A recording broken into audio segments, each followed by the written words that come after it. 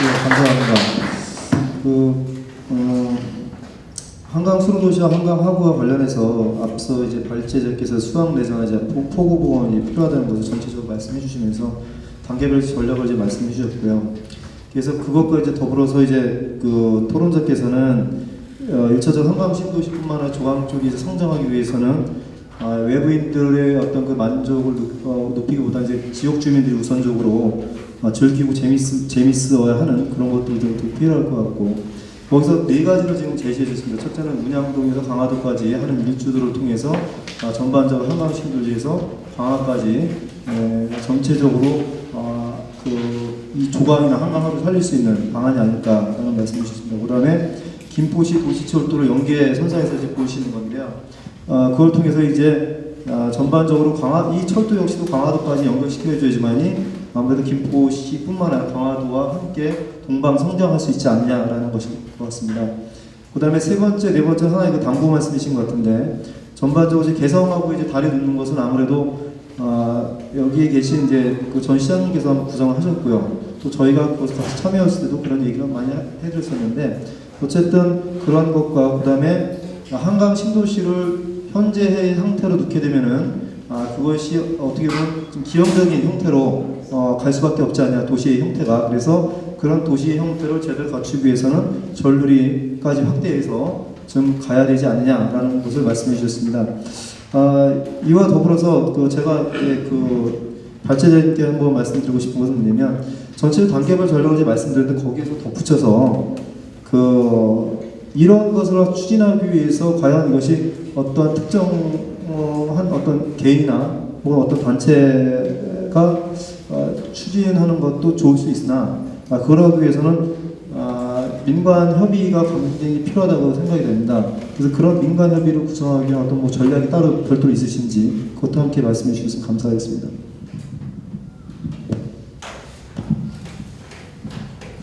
네, 아주 좋은 의견을 제시해 주셨는데, 아까 제가 이제 우리 한강 신도시를 비롯해서 김포 전체를 베네치아식으로 수로도시를 만들어야 되겠다. 그러니까 쉽게 말씀드리면 지금 현재 우리 김포에 있는 육지에는 별로 볼거리가 없다, 명소가 없다, 그런 얘기입니다. 그래서 이제 통일한국이 되면은 우리 김포는 강과 바다, 문화가 있는 우리나라 전국에도 없는 그런 여건을 갖고 있는 것이고, 세계적으로도 그렇게 갖추고 있는 지역이 없을 겁니다. 그리고 특히 더 발전할 수 있는 것은 외국인들이 이렇게 올 때도 인천공항과 우리 김포공항이 두 군데나 있고, 또 이 남북한 통일한국이 된다면은 우리 이 김포라는 지역은 정말 대한민국 중앙에 이 배꼽 역할을 할 수 있는 그런 아주 거점 도시가 될 거다. 그렇다면 앞으로 이 전체를 봐서 한강 신도시부터 시작되는 수로도시로 이렇게 발전시켜야 다른 도시와 차별화가 될 것이다. 그래서 지금 아까 말씀드린 일산 신도시나 부천이나 이런 우리 주변 지역의 도시보다 앞서갈 수 있는 그런 거는 우리가 이 물의 도시, 물을 이용하는 이런 도시를 만들었으면 좋겠다는 그 말씀을 드려줍니다. 이 한강 신도시라고 하는 거는 당초에 김포 양촌 신도시입니다. 김포 양촌 신도시를 한강 신도시로 이름을 우리 지명위원회에서 바꿔가지고, 저도 이제 같이 지명을 정하는 위원장으로서 시장 당시에 이 양촌 신도시라고 하는 거는 별로 듣기가 좋지 않고, 외부에서도 보더라도 어떤 이미지가 아주 별로 좋지 않다, 이런 얘기를 많이 듣고 해서 한강 신도시라고 이름을 바꿨고, 따라서 한강로, 그 한강로라고 또 이름을 짓고 한강 시내폴리스, 전부 한강을 이렇게 이름을 따냈습니다. 그래서 그런 것이 국토해양부에서 처음에는 반대를 했어요. 왜 김포만 한강이라는 이름을 쓰냐, 한강로라고, 왜 한강 옆에 있는 고양이나 파주 이런 데도 한강을 다 접하고 있는데 왜 김포에서 한강로라고 하냐, 이런 시비까지 많이 받고도 그거를 우리가 지정기까지는 국토해양보고도 많은 다툼을 했습니다. 결국엔 한강 신도시라고 이름을 지어서 아주 브랜드 가치가 높아졌고, 지금 아까 첫 번째 신도시에서부터 강화도까지 연결되는 이거는 말씀드린 대로 신도시가 정말 매력적인 도시로, 거기에 지금 우리 이병선 연합회장님께서 말씀하신 거는 이 수로가 좀 좁아지면서 수변의 어떤 가로공원이나 또 그 즐길 수 있는 물놀이 시설이라든가 무대, 수변에다 무대를 만든다든가 차를 마신다. 이거는 이미 제가 이 수로상에 아치형 다리를 목교를 놓고 거기에 수상 데크를 깔아서 물 위에서 즐기는 그런 거로 저는 다 구상을 하고 그 당시에 추진했던 겁니다. 근데 LH 공사에서 지금 와서 그런 거를 해주겠다고 하는 건 이미 그 당시에 제가 추진했던 사항인데, 이제 와서 그런 걸 빌미를 해가지고 수로폭을 23m에서 15m로 줄이고, 아까 제가 여기서 이 의제 발표를 하면서도 아주 열이 나서 여러분 앞에는 말씀을 드렸지만은, 이거는 우리가 이렇게 그냥 넘어갈 사항이 아닙니다. 신도시 주민들이 정말 안 되는 거는 보고 그냥 지나가서는 안 돼. 그러니까 그런 것은 시청과 이 전문가 또 아니면 신도시 주민들하고 팀이라도 구성을 해서 하나하나 살펴보자는 거죠. 지금 이거 저 애들 장난이 아닙니다. 이 다음에 우리 후손까지 살아갈 한강 신도시가 처음에는 베네치아 도시 이상 가는 그런 수로 도시를 만든다고 해가지고 시작이 된 건데, 이제 와서 무슨 수로폭을 저희 마음대로 줄여가면서 수변 공간에다가 말이야 물놀이 시설 해주고 즐길 수 있는 무대를 해주고, 그건 당연히 해야 될 겁니다. 우리 이병성 회장님 말씀하신 거, 이거는 저는 강력하게 다시 한번 추진을 해야 될 사항이다, 이런 말씀을 드려둡니다. 그리고 얼마 전에 제가 강화에 가니까 강화에서 철도를 끄는, 김포까지 철도가 온다는데 지하철을 끌어서 강화까지 연결시켜야겠다 그래가지고 추진위원회를 구성을 했다고 그래요. 그게 무슨 얘기냐 그랬더니, 김포까지 철도가 이어진다는데 우리 강화까지 끌어야 될 거 아닙니까? 그래서 우린 추진위원회를 구성했다. 그 어떤 추진위원회냐, 하여간 좋긴 좋은데, 우리 경전철, 우리 지하철 시대가 개막이 됐다고 그러는데, 사실 저는 경전철을 추진하려고 했던 거예요. 지금도 경전철입니다. 땅속으로 들어가기 때문에 지하철이라고 그런 거란 말이에요. 정말 지금 이제 이런 수로도시 만드는데 철도 말씀을 하셔서 제가 이제 잠깐 부언의 말씀을 드립니다. 이 철도라는 것은 땅속으로 들어가면서 기껏해 한 양, 두 양 달고 다닐 건데, 이거를 지하철이라고 지금 시에서 해가지고 계속 도시철도니 뭐니 해가지고 말 바꾸기를 해서 이렇게 이끌어오면서 이 철도 사업에 1조 2천억을 말에 확보했다. 그거는 옛날서부터 있던 얘기입니다. 그럼 지금 시에서 무슨 어떤 계약 언제 몇 월 며칠까지 얼마씩, 아니면은 내년도에 얼마, 9년도에 얼마, 3년 4년 차에 3천억씩 해서 1조 2천억을 4년에 준다든가 4천억씩 해서 3년 내에 준다든가, 이런 무슨 어떤 협약서가 있냐 그거죠. 없죠. 그러면서 끌고 나가는 거예요, 지금 LH 공사에서. 그러고 수로는 수로대로 폭을 좀 피면서 저희 마음대로 하고 있는 거를 어떻게 시민들이 가만히 있냐 그런 얘기죠. 철도를 끈다고 강화에서 그러는데 그 얘기를 들어보니까 강화에서는 우리 철도가 지하철 9호선이 오는 걸로 생각을 하는 겁니다. 여러 냥을 달고 이렇게 강화시 군민까지 다 이렇게 타고 갖고 갈 거로 생각을. 이 경량전철, 이 도시철도는 우리 시내에서만 돌아다니는 게, 쉽게 김포 양천까지 갈 게 아니라 이 신도 시내에서 뱅글뱅글 도는 게 사실 경전철이거든요. 큰 도시 일본을 가보시면은 큰 도시와 도시 연결을 해서 다니는 거지 장거리 가는 게 아니거든요. 이거 속도도 그렇고, 그렇다면 9호선이 당연히 강화까지 이어져야죠. 그래서 제가 그랬어요. 그럼 통일 대비해서 추진하는 건 좋다.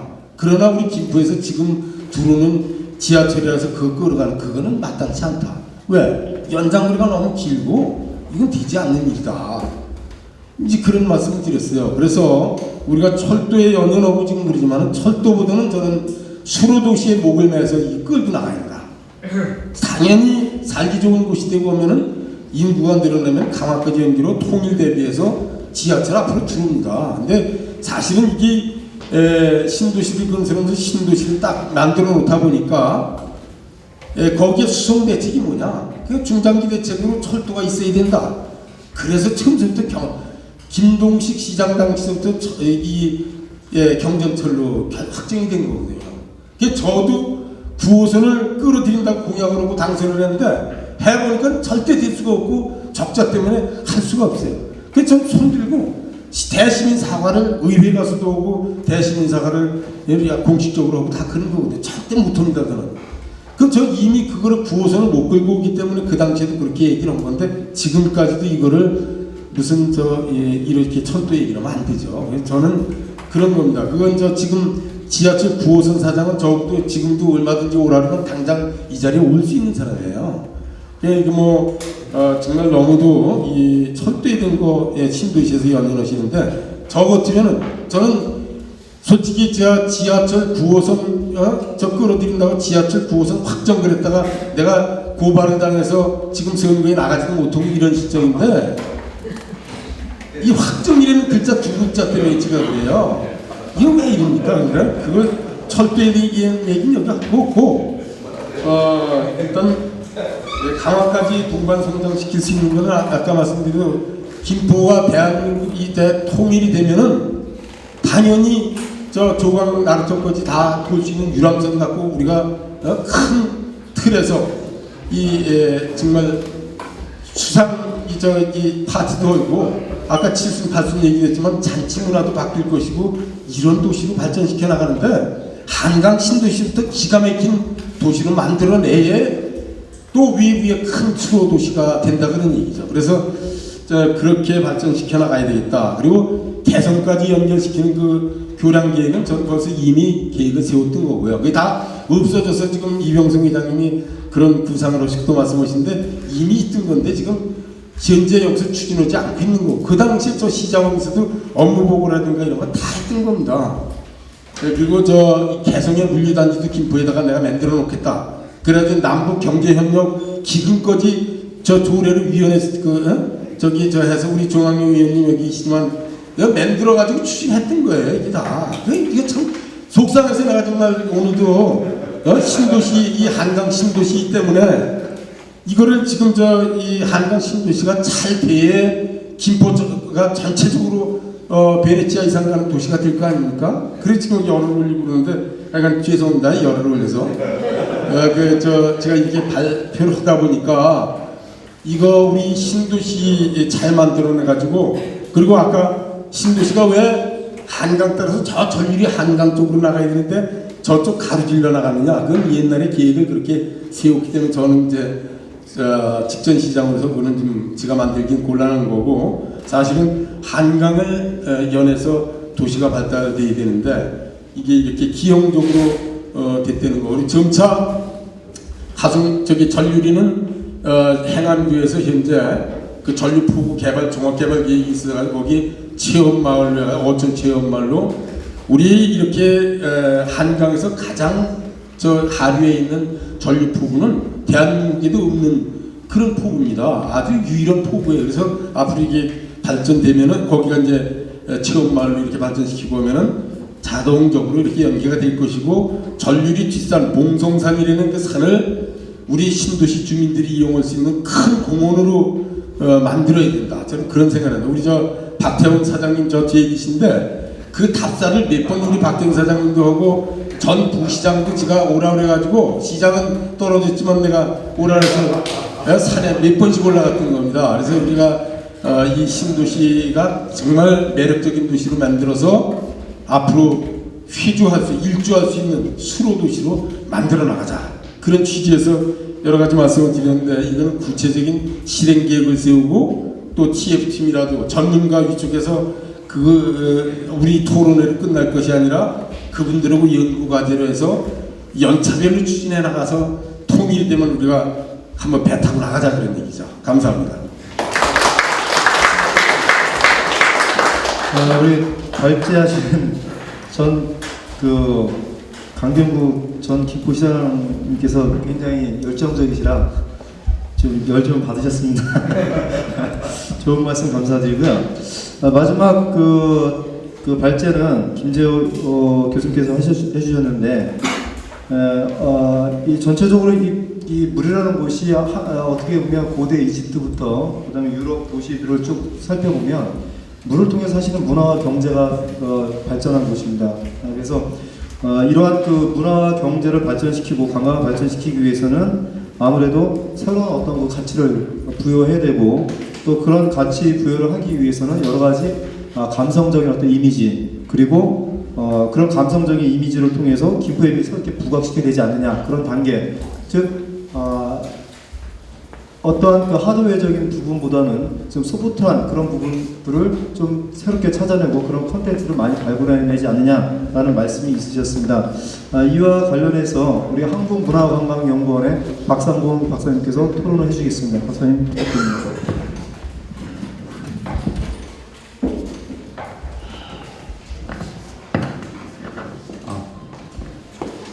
안녕하세요, 박성원입니다. 약간 미묘한 이해관계자의 목소리들이 들리네요. 토론을 하다 보니까. 그러면서 서로가 자신들의 얘기가 조금 전달되고 그게 반영됐으면 하는 좋은 뜻이라고 생각하고 좋은 현상이라고 생각합니다. 경기도도의회 이계원 의원님하고 지역문화전략연구원에서 초대해 주셔서 진심으로 감사드리고요. 제가 발제 이게 토론이 될 수가 없더라고요. 김재호 교수님이 웬만한 용역 보고서부터 더 준비를 잘 해오셔갖고 뭐 토론이라기보다는 토론자가 얼떨결에 얹어가자 이런 생각으로 간략하게 말씀드리겠습니다. 전반적으로 토론에 대한 발제문은 저도 뒤에다가 평을 해놨는데요. 짧은 시간에 이 정도의 발제문을 만들 수 있다라는 거에 존경하고요. 특히 감성하고 사람이 만든다라는 점에 대해서는 저도 매우 중요하게 생각해요. 돈도 사람이 벌고 시스템도 사람이 만드는 거지. 그 만들어 놓은 시스템에서 좀 더 안정화를 추구하는 거는 이제 그다음부터는 시스템이 움직이겠지만 그 시스템을 만드는 건 사람이거든요. 그래서 그 점에 대해서는 적극적으로 동감하고요. 다만 부가적으로 다른 의견이 아니라 좀 추가했으면 하는 얘기, 좀 다른 관점에서 봤으면 하는 감성 측면입니다. 이 두 가지 정도만 얘기를 하고 싶은데요. 누구의 감성이냐 이거죠. 소나타의 가을 낙엽의 감성이 위원님의 감성입니까 솔직히? 그건 아닐 것 같아요. 위원님은 좀 안정적인 게 필요하시죠. 사고 나도 좀 오래 살 수 있는 차. 그건 누구의 감성일까요? 30, 40대의 감성입니다. 30, 40대에 어느 정도 직장 생활에서 안정화를 취하고 그 다음에 이제 차가 필요하고 약간의 세단이 필요한 차량 소유자들. 그러니까 제가 드리고 싶은 말은 감성은 전 국민의 감성이 아닙니다.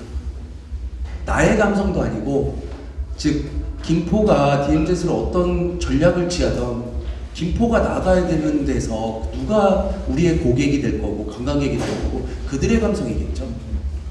그러니까 간혹가다 감성 하면은 할아버지의 감성인지 10살짜리 애의 감성인지 고객의 감성입니다. 고객의 감성. 그래서 누구의 감성인가에 대한 질문에 좀 답을 해야 될 것 같아요. 향후에는. 두 번째는 항상 공급자 위주의 생각의 첫 번째는 이렇게 만들면 좋아지겠지. 내가 아닌 그들입니다. 이걸 좋아하는 사람들은 내가 아니고 그들입니다. 여기서 말하는 그들은 관광객이 될 수도 있고요. 또는 아닌 말로 지역에서의 이해관계자, 상가 주민들도 될 수 있고요. 그러니까 항상 그들의 입장에서 너라면은 여기다가 장사를 하겠니? 네가 만약에 여기서 장사를 한다면, 만약에 내가 공급자인데 내가 투자할 생각 자체가 없다면 그건 상대편들도 투자를 안 한다는 소리거든요. 그러니까 공급자 위주의 정책에서 첫 번째 조심해야 될 거는 그 계획을 만든 사람이 법적인 이해관계 때문에 투자는 못하겠지만 그게 풀릴 경우 진짜 투자하고 싶을 생각 정도가 나와야 되지만 민간 사업자나 관광객들이 오는 거 아닐까요? 만들어놓고 우리나라 저희 연구원도 그렇고 문화부도 그렇고 모든 지자체도 마찬가지입니다. 수없이 많은 개발 계획이 쏟아지고 있습니다. 그 개발 계획의 첫 페이지를 보세요. 너라면 그거 성공했겠니? 성공한 사업 그렇게 많지 않습니다. 결국은 뭐냐면 보고서가 아닌 진짜 그들을 유치하는 사람을 움직이는 문제거든요. 그래서 감성의 문제는 좀 다른, 좀 더 디테일함이 있어야 된다. 우리가 고민할 때. 그게 첫 번째고요. 두 번째는 제가 경기도 남쪽 서울에서 딱 30분 지나는데 모 저수지, 을왕저수지죠? 을왕저수지네요. 얘기하다 보니까 거기서 국제관광지를 유치하겠답니다. 전년도까지 외국인이 600명이 왔습니다. 그 당시에 600명 왔다가 국제관광지 만든다는 게 조금 서로가 좀 창피하지 않겠습니까? 김포가 DMZ 만든다고 할 때 관광객, 외래 관광객이 몇 명이 올 줄은 모르겠습니다. 저는 대박이 났으면 좋겠습니다. 다만 김포의 제1시장은 수도권이셨습니다. 만약에 만든다면 그럼 수도권 관광객에 초점을 맞추고 그들의 생각에 초점을 맞춰야 되는 거지 왜 저기 미국서부터 끌고 오려고 합니까? 이미 바로 옆에 고객이 있는데 왜 멀리 가서 끌고 오려고 합니까? 비용도 안 되고 효율성도 떨어지고 효과성도 떨어진대. 그러니까 자꾸만 위에 있는 분들이 야 우리도 국제적인 관광지 만들어야 되지 않냐? 아니, 뭐 보고서에 국제적인 관광지는 좋은데요. 그게 국제적인 관광지일까요? 한 3,000명 오는 게 국제적인 관광지일까요? 그거 아니라고 봅니다. 그러니까 보고서에 불필요한 일들이 아까 교수님께서도 얘기했지만 뭐 있으면 좋지만 꼭 필요하지 않은 일들이 계속 생기는 것 같습니다. 그래서 보고서를 화려하게 꾸미기 이전에 진짜 내 사업 계획서라고 생각하고 꾸민다면 그런 용어 없어도 될 것 같습니다. 필요하다면 넣어야 되겠죠. 세 번째는 경제적 파급효과입니다. 왜냐하면 제가 국책연구기관에서 있다 보니까 정부 관점에서 생각할 수밖에 없어요. 지역 관점에서, 민간 기업 관점이 아니라. 김포도 많은 지역에서 캠핑장 같은 걸 만듭니다. 예를 들자면 지금 뭐 엄청나다고 그래갖고 신문에도 많이 나오고 문화부도 관심을 갖고 캠핑장 서울 사람들이 제가 캠핑을 좋아하는데 어떻게 가지 아십니까? 전날에 이마트 갑니다. 이마트에 가서 아이스박스에다가 꽉꽉 채웁니다. 일산에 있는 저희 파주 이마트에서. 그리고 어디 가느냐 하니까 영월 갑니다. 영월 가서 가면서 기름값 넣으면 그게 왜 영월로 떨어집니까? 아닙니다. 또 들어가는 게 뭘 것 같습니까? 입장료입니다. 입장료 거기 민간 사업자 거기 딱 들어갑니다. 유일하게 들어가는 게 3,000원, 5,000원. 그리고 열심히 쓰레기 버리고 옵니다. 경제적 파급효과 지방정부 입장에서 무슨 경제적 파급효과가 있을 것 같습니다. 영월에? 아니요. 1년에 엄청 많이 옵니다. 지나가면서 밥 먹냐? 거의 안 먹습니다. 캠핑은 왜? 밥 끓여 먹으려고 가는 거지 사 먹으려고 가는 거 아니거든요. 일반적으로는. 제가 드리고 싶은 말은 어떤 개발을 할 때 중앙정부나 지방정부에서 개발할 때 좀 세심하게 이걸 어떻게 하면 지역에다가 돈을 떨어뜨릴 수 있을까? 관광객들이 서울에서 온 손님들이 어떻게 하면 지역에서 더 쓰게 할 수 있을까?